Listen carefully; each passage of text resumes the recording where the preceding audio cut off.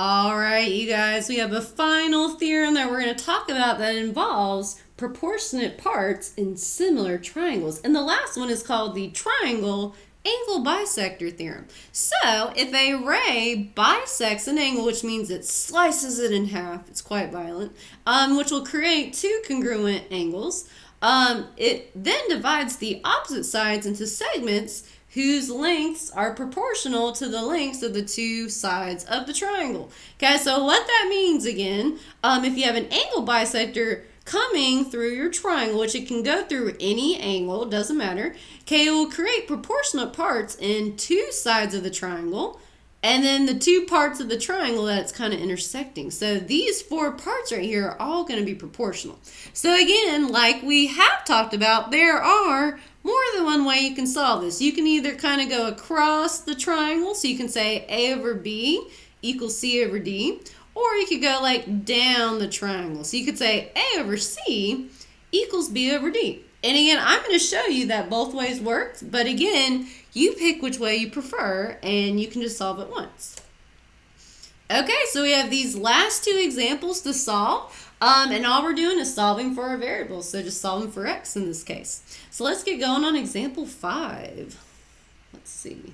Please don't be frozen. Oh, it's okay.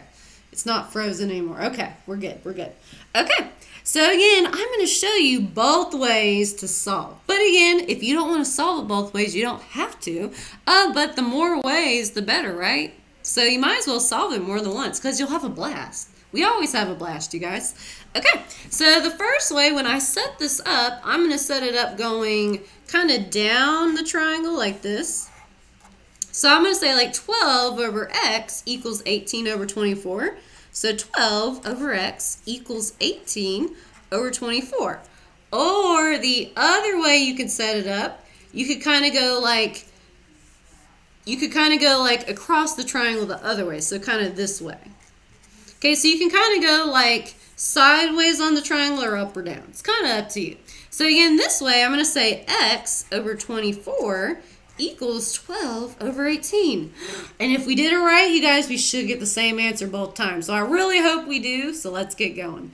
Okay, so again, before I get started, I'm going to reduce down any fractions that I can, which I do spot that I can reduce down 18 over 24.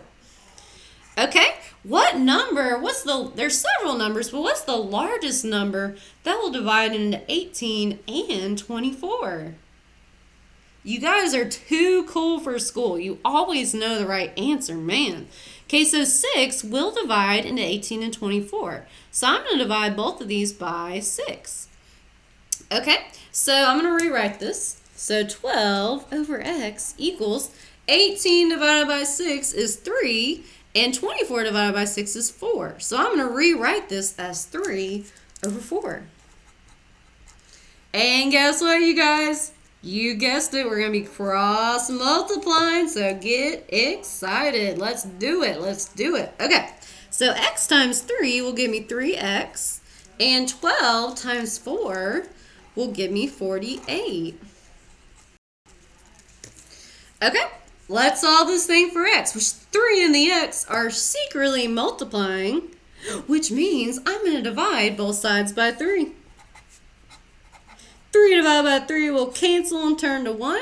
48 divided by 3 will give me 16, which again, if you ever need to check, don't feel ashamed like I could check right now. 3 into 48, 3 goes into 4 once, remainder 1.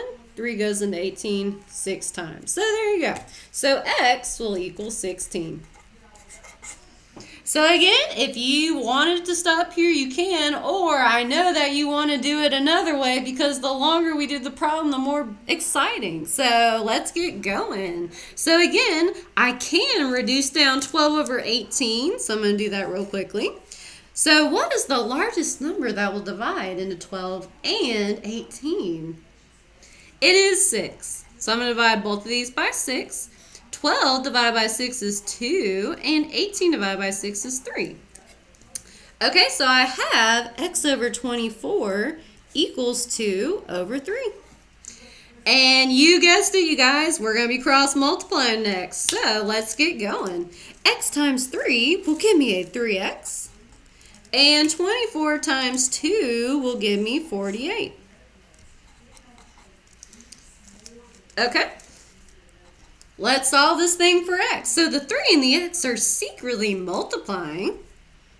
So again, the way I move my 3 over is by dividing both sides by 3. Which if you see, at this point in the problem, we have the same thing. We have 3x equals 48. 3x equals 48. So I know the answer already. X is going to be 16.